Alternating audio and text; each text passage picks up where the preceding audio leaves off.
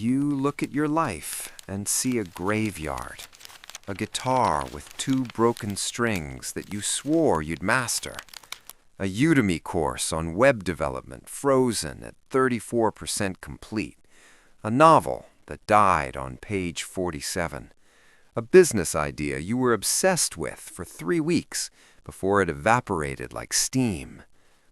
And every time you start something new, you feel it, that electric rush of possibility. This is the one. This is what you were meant to do. You buy the books, you make the plan, you tell your friends, and then 3 weeks later, the spark is gone. You're standing in the middle of another abandoned project, wondering what's wrong with you. Society has a word for you: quitter. They say you lack discipline, that you're scared of commitment, that you have the attention span of a goldfish. And the worst part? You've started to believe them. You lie awake at night thinking, why can't I just stick with one thing like everyone else? You watch people build careers, master instruments, finish what they start, and you feel like a fraud. If you've ever felt like your brain is a browser with 47 tabs open, or if finishing things feels impossible no matter how hard you try, you're not lazy, you're not broken. Your mind is just running on different architecture, and the world has been lying to you about what that means. Here's the lie: success is linear. You pick one thing, you master it, you become the best. You dig one hole 1,000 feet deep. This is the industrial age model. The factory needed specialists, people who could do the same task for 40 years without getting bored. School trained you for this. Pick a major, get a degree, choose a lane, stay in it. But you were never built for the assembly line. When you try to force yourself into that model, you don't fail because you're undisciplined. You fail because you're trying to run bird software on fish hardware. See, most people think finishing is the goal, but your brain doesn't care about finishing. Your brain cares about learning. This isn't ADD, though people will try to label you with it. This isn't failure to launch. This is something else entirely.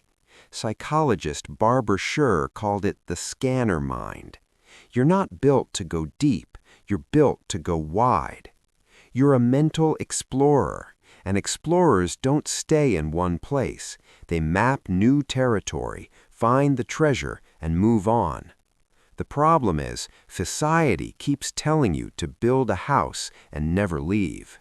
Let's go back 100,000 years. Imagine the tribe. Most people had a role: the hunter, the gatherer, the tool maker. But there was always someone who didn't fit the mold.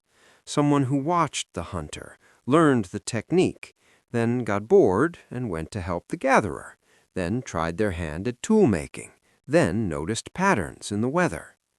This person wasn't the best hunter, wasn't the best gatherer, but they were the connector.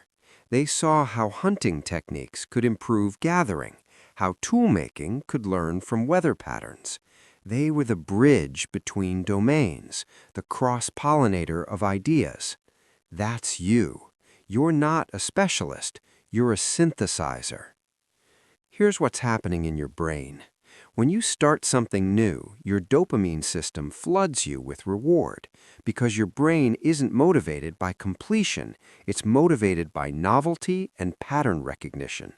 Every new skill is a new pattern to decode.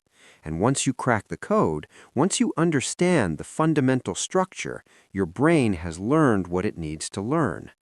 Think of your brain like a master detective. A detective doesn't solve the same case over and over. They crack it, learn from it, and move to the next mystery. That's how certain brains are wired to innovate. The specialist brain says, go deeper, master this one thing. The scanner brain says, I've learned what this has to teach me. What's next? And here's the evolutionary reason this exists. Innovation requires cross-domain thinking. Every major breakthrough in history came from someone who connected two unrelated fields. The printing press, Gutenberg combined wine press technology with coin making. Steve Jobs credited calligraphy class with Apple's typography. Scanners don't finish things because finishing isn't the point. The point is collecting enough puzzle pieces from different boxes to eventually build something no specialist could ever imagine. So, how do you live in a world that worships depth when you're built for breadth? First, stop trying to fix your finishing problem. You don't have a finishing problem, you have a framing problem. The question isn't, why can't I finish anything? The question is, what am I actually trying to build? You're not building a single skyscraper, you're building a city. Each abandoned project isn't a failure, it's a building block. That half-learned guitar, you now understand rhythm. That abandoned novel, you understand story structure. That failed business, you understand market dynamics.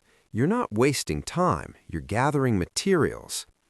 Second, embrace the season model. Your interests come in cycles, not straight lines. You might obsess over photography for 6 months, drop it for 2 years, then come back to it with fresh eyes and new skills from whatever you learned in between. You're not starting over, you're compounding. Third, stop measuring success by completion. Start measuring by connection. Your value isn't in being the best at one thing. Your value is in being the translator between worlds. You're the person who can talk to engineers and artists. The world doesn't need more specialists. It needs people who can connect the dots that everyone else thinks are unrelated. Here's what they won't tell you about being a scanner. You're not undisciplined. You're differently disciplined. While specialists practice repetition, you practice integration. And integration is the hardest skill there is. But you were never meant to finish everything. You were meant to learn everything. And then, when you've collected enough pieces from enough places, you'll build something that couldn't exist any other way. Something that requires exactly the weird combination of skills that only you have. Mozart didn't just study music. He studied mathematics, languages, and philosophy. Da Vinci didn't just paint. He engineered, dissected corpses, designed weapons, studied water. They weren't scattered. They were scanning. So stop apologizing for your unfinished novel, for the guitar gathering dust. Those aren't failures. Those are ingredients. If you're starting to see your scattered interests as a different kind of architecture, drop a comment. You're not broken. You're just playing a different game than the one they told you to play.